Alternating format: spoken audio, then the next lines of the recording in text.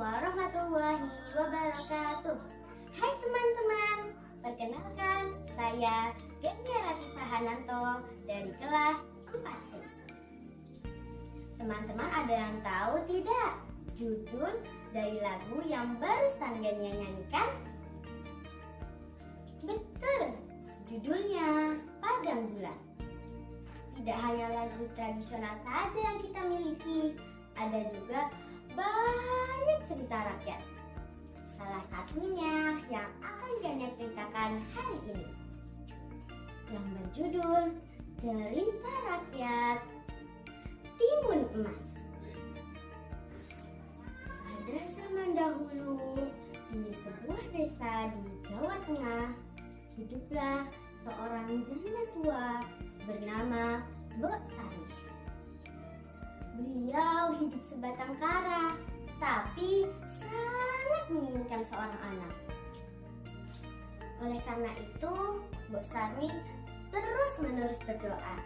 Mbok Sari berdoa siang dan malam agar keinginannya tersebut dapat terwujud.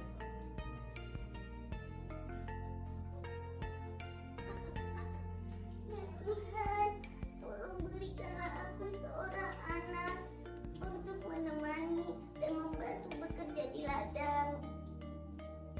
Mbok Sari terus-menerus berdoa. Hingga pada suatu malam ketika Mbok Sari sedang berdoa, seorang raksasa lewat dan mendengar doa Mbok Sari. Raksasa itu bernama Buto Ijo. Buto Ijo kemudian mengetuk rumah Mbok Sari. Tok tok tok tok. Siapa itu? Ini aku wanita tua. Cepat buka pintunya. Hahaha. Suara Buto Ijo terdengar sangat keras. Mbok Sari membuka pintu dengan ketakutan dan tergesa-gesa. Ampun, tolong jangan makan aku, raksasa. Hahaha. Aku tidak akan memakan wanita tua. Kemudian Buto Ijo memberikan bungkusan yang berisi biji mentimun kepada Mbok Sari. Tanamlah ini di ladangku dan kamu akan menemukan anakmu di sana. Hahaha. Mbok Sari hanya bisa mengangguk ketika menerima bungkusan tersebut. Tapi kamu harus mengembalikannya kepadaku ketika dia berusia 6 tahun. Untuk aku santap. Hahaha. Mbok Sari pun menepati perjanjian tersebut. Keesokan harinya, Mbok Sari menanam biji mentimun yang diberikan Buto Ijo di ladangnya. 2 minggu setelahnya, di antara biji mentimun yang telah ditanam oleh Mbok Sari, ada satu yang paling besar dan berkilauan seperti emas. Mbok Sari memetik mentimun tersebut dengan hati-hati dan membawanya pulang.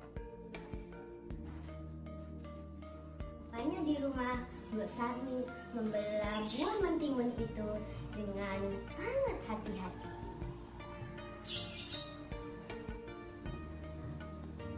Ternyata isinya seorang bayi cantik yang diberi nama Timun Emas. Mbok Sari menggendong bayi tersebut dengan penuh kasih sayang. Kasih ibu kepada Timun Emas tak teringat sepanjang masa. Ibu memberi tak harap kembali, bagai sang surya menyinari dunia. Semakin hari, Timun Emas tumbuh menjadi seorang gadis yang cantik jelita. Hingga suatu hari, datanglah Buto Ijo untuk menagih janji. Mbok Sari amat takut berjanji kepada buto ijo. Datanglah 2 tahun lagi, karena semakin dewasa semakin enak untuk disantap. Hahaha, benar juga kamu wanita tua. Aku akan kembali lagi nanti. Hahaha. Buto ijo pun akhirnya pergi. Hari berganti hari, bulan berganti bulan, tahun berganti tahun. Mbok Sarmi semakin sayang kepada Timun Mas. Setiap kali ia teringat akan janjinya, hatinya pun menjadi cemas dan sedih. Hingga pada suatu malam, Mbok Sarmi bermimpi agar anaknya bisa selamat, dia harus menemui seorang pertapa di Gunung Gundul. Keesokan harinya, Mbok Sarmi langsung berangkat. Di Gunung Gundul, dia bertemu dengan seorang pertapa bijak dan mengutarakan maksud kedatangannya.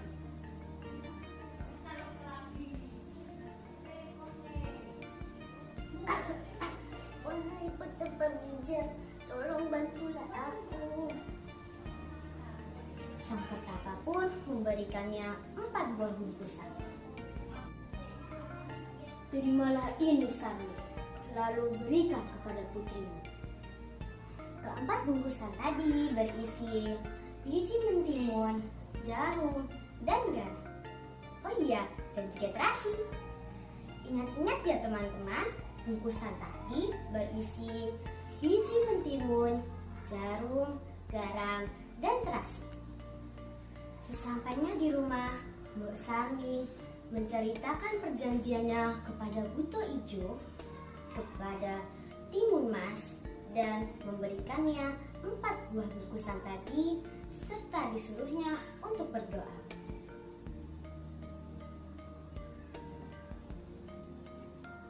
Hingga datanglah buto ijo untuk kembali menagih janji. Dari kejauhan sudah terdengar suara tawanya.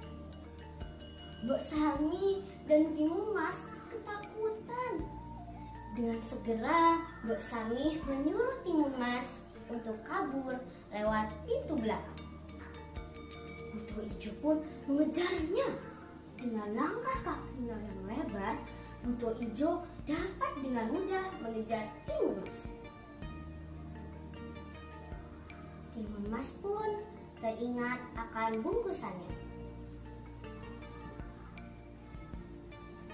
Dia pun melemparkan bungkusan yang pertama. Kira-kira apa ya isi dari bungkusan yang pertama? Betul, isinya adalah biji mentimun. Timun Mas pun melemparkan bungkusan pertama itu. Dengan ajaibnya, tempat yang telah ditaburi dengan biji mentimun tersebut berubah menjadi ladang mentimun yang sangat luas, serta mentimun-mentimun tersebut memiliki sulur yang panjang-panjang.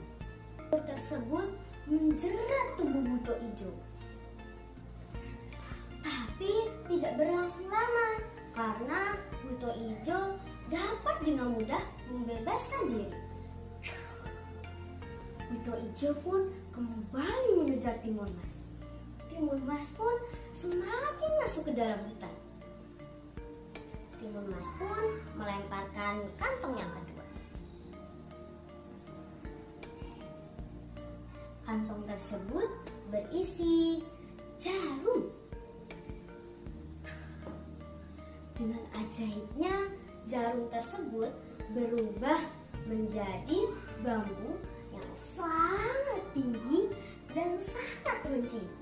Bambu-bambu tersebut menancap di kaki dan tubuh-tubuh buto ijo. Dengan tubuh dan kaki yang berdarah-darah, buto ijo terus mengejar Timun Mas.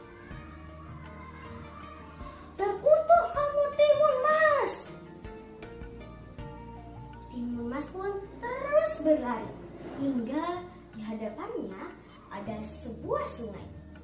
Timun Mas pun menyeberangi sungai tersebut dengan hati-hati.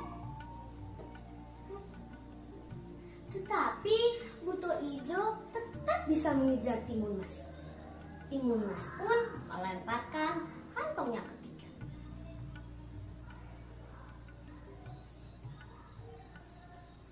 Kantong tersebut berisikan garam. Garam tersebut berubah menjadi ombak yang sangat besar dan menghantam tubuh Buto Ijo. Buto Ijo pun terseret ombak tersebut. Tolong Timun Mas! Tetapi dengan mudahnya Buto Ijo tetap bisa mengejar Timun Mas. Timun Mas pun semakin lari. Hingga di hadapan Timun Mas ada bukit berbatu yang sangat tinggi. Timun Mas pun memanjat bukit tersebut untuk bersembunyi. Tetapi Buto Ijo tetap bisa menemukan Timun Mas dan ikut mendaki bukit tersebut. Timun Mas pun ketakutan dan pasrah. Dia hanya bisa berdoa. Ya Tuhan, tolong selamatkanlah hamba. Sambil berdoa, Timun Mas teringat dia masih memiliki satu bungkusan lagi. Bungkusan tersebut berisi apa ya? Iya, bungkusan tersebut berisikan terasi. Timun Mas pun melemparkan terasi tersebut ke arah Buto Ijo. Tetapi dengan mudahnya Buto Ijo dapat menangkis bungkusan tersebut hingga jatuh ke bawah tebing. Timun Mas pun ketakutan, sedangkan Buto Ijo tertawa gembira sambil memukul-mukul batu yang ada di depan. Hahaha, kamu tidak bisa lari lagi Timun Mas. Hari ini aku akan makan enak. Hahaha. Timun Mas pun semakin ketakutan. Buto Ijo tetap tertawa hingga tanpa disadari tanah yang ada di bawahnya sudah menjadi lautan lahar yang sangat panas. Tetapi Buto Ijo tetap memukul-mukul batu tersebut hingga akhirnya batu tersebut runtuh. Buto Ijo pun terjatuh ke dalam lahar yang sangat panas. Tolong Timun Mas! Buto Ijo meronta-ronta kesakitan.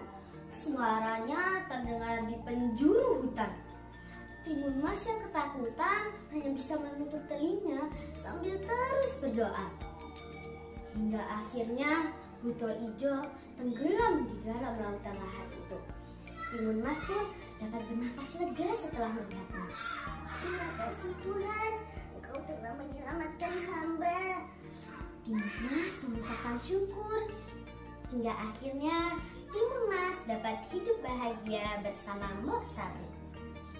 Pesan moral dari cerita ini adalah setiap masalah pasti ada jalan keluarnya. Terus berusaha dan terus berdoa ya teman-teman. Pantang menyerah. Tetap semangat ya. Demikian cerita yang dapat saya sampaikan. Kurang lebihnya saya mohon maaf. Akhirul kalam. Wassalamualaikum warahmatullahi wabarakatuh.